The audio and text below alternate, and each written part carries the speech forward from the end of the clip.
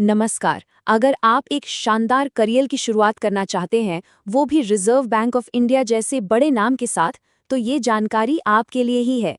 आज हम 2025 की आरबीआई ऑफिस अटेंडेंट भर्ती की हर डिटेल को स्टेप बाय स्टेप समझने वाले हैं। तो चलिए शुरू करते हैं। तो सबसे पहले बात करते हैं कि ये मौका कितना बड़ा है। आरबीआई ने पूरे देश में ऑफिस अटेंडेंट के लिए कुल 572 पोस्ट्स निकाली हैं। ये 10वीं पास कैंडिडेट्स के लिए एक बहुत ही जबरदस्त मौका है देश के सेंट्रल बैंक का हिस्सा बनने का। आज हम इन 5 मेन पॉइंट्स पर बात करेंगे। ये मौका असल में है क्या, इसके लिए योग्यता क्या चाहिए, अप्लाई कैसे करना है, सिलेक्शन का प्रोसेस क्या रहेगा और आखिर में इस नौकरी में सैलरी और दूसरी क्या-क्या सुविधाएं मिलती हैं। तो चलिए पहले सेक्शन से शुरू करते हैं और ये समझते हैं कि ऑफिस अटेंडेंट की पोस्ट आखिर है क्या और आरबीआई में इसकी क्या इंपॉर्टेंस है। देखिए, ये पोस्ट सिर्फ एक एंट्री लेवल जॉब नहीं है, बल्कि ये बैंक के रोजमर्रा के कामकाज की, आप कह सकते हैं, रीढ़ की हड्डी है। ऑफिस अटेंडेंट फाइलों को एक जगह से दूसरी जगह पहुंचाने से लेकर ऑफिस ठीक से चले, इन सब में मदद करते हैं। ये एक बहुत ही जरूरी सपोर्ट रोल है। अब आते हैं सबसे जरूरी हिस्से पर, योग्यता यानी एलिजिबिलिटी। अप्लाई करने से पहले इन शर्तों को बहुत ध्यान से देख लीजिएगा, क्योंकि एक छोटी सी गलती भी आपको डिस्क्वालीफाई करवा सकती है। तो दो सबसे अहम बातें हैं। पहली, आपकी उम्र 1 जनवरी 2026 तक 18 से 25 साल के बीच होनी चाहिए।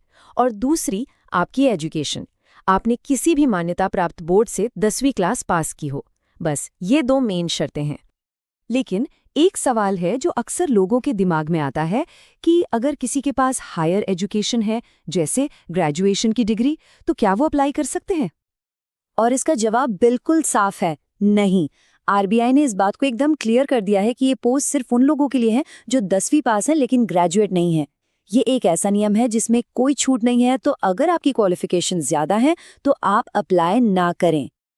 हाँ, लेकिन अपर एज लिमिट में कुछ कैटेगरीज के लिए छूट जरूर है। जैसे SC/ST कैंडिडेट्स को 5 साल की छूट मिलती है, ओबीसी को 3 साल की, और विकलांग व्यक्तियों और एक्स सर्विसमैन को भी नियमों के हिसाब से काफी छूट मिलती है। एक और बहुत इंपॉर्टेंट चीज है भाषा। आप जिस स्टेट से अप्लाई कर रहे हैं, वहाँ की लोकल लैंग्वेज आपको अच्छे से आनी चाहिए, पढ़नी, लिखनी, बोलनी और समझनी। और ये सिर्फ कहने के लिए नहीं है, इसका एक टेस्ट भी होता है जिसके बारे में हम आगे बात करेंगे। चलिए अब देखते हैं कि अप्लाई कैसे करना है। प्रोसेस पूरी तरह से ऑनलाइन है और मैं आपको स्टेप बाय स्टेप बताता हूं कि करना क्या है। सबसे पहले तो ये डेट्स अपने कैलेंडर में मार्क कर लीजिए। एप्लीकेशन विंडो 15 जनवरी से शुरू होगी और 4 फरवरी 2026 को बंद हो जाएगी। मेरी सलाह है, आखिरी दिन का इंतजार बिल्कुल मत कीजिएगा, क्योंकि लास्ट में वेबसाइट पर लोड बढ़ जाता है। एप्लीकेशन प्रोसेस को इन 5 आसान से स्टेप्स में बांटा गया है। सबसे पहले आपको आरबीआई की वेबसाइट पर जाकर न्यू रजिस्ट्रेशन करना है, फिर फॉर्म भरना है, अपने डॉक्यूमेंट्स अपलोड करने हैं, फीस पे करनी है और आखिर में फाइनल फॉर्म का प्रिंट आउट लेना बिल्कुल मत भूलिएगा। फीस की बात करें तो वो भी एकदम सीधी है। जनरल, ओबीसी और ईडब्ल्यूएस कैंडिडेट्स के लिए ये 450 रुपये प्लस जीएसटी है, जबकि बाकी रिजर्व्ड कैटेगरीज के लिए ये सिर्फ 50 रुपये है, जो कि इंटीमेशन चार्जेस हैं। ठीक है, तो फॉर्म भर दिया, अब आगे क्या, सिलेक्शन कैसे होगा? इस प्रोसेस में मेनली 2 लेवल हैं जिनको आपको पार करना है। पहला स्टेज है एक ऑनलाइन टेस्ट। इसमें टोटल 4 सब्जेक्ट्स होंगे, रीजनिंग, इंग्लिश, जनरल अवेयरनेस और न्यूमेरिकल एबिलिटी। हर सब्जेक्ट से 30 सवाल, मतलब टोटल 120 सवाल 120 नंबर के, और इन सब को सॉल्व करने के लिए आपको टोटल 90 मिनट का टाइम मिलेगा।